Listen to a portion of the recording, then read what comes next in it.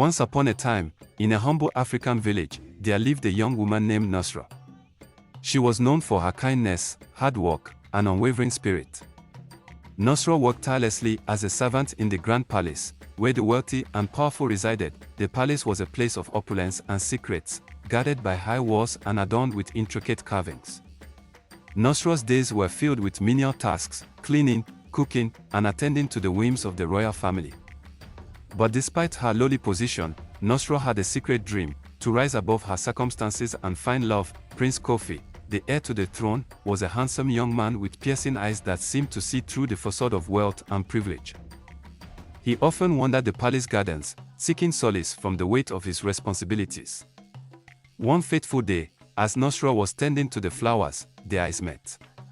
It was as if destiny had woven their paths together. Prince Kofi was captivated by Nusra's grace and humility. He admired her resilience and the way she carried herself, even in the face of adversity.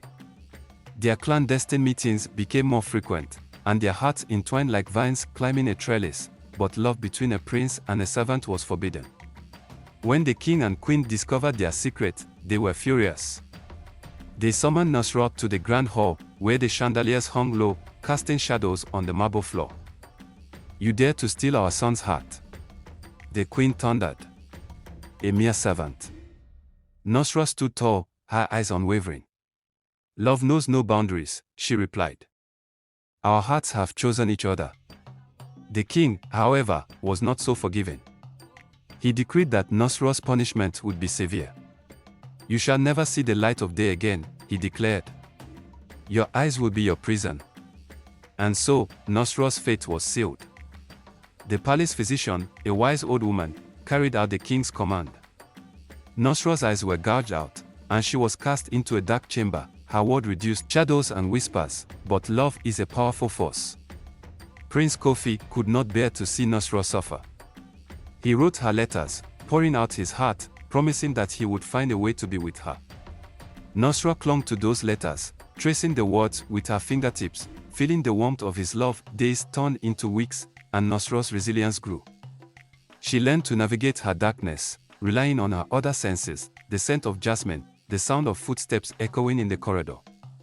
And then, one moonlit night, she heard a familiar voice outside her door. "Open the door, Nusra," Prince Kofi whispered. "I have a plan." With trembling hands, Nusra unlocked the heavy door.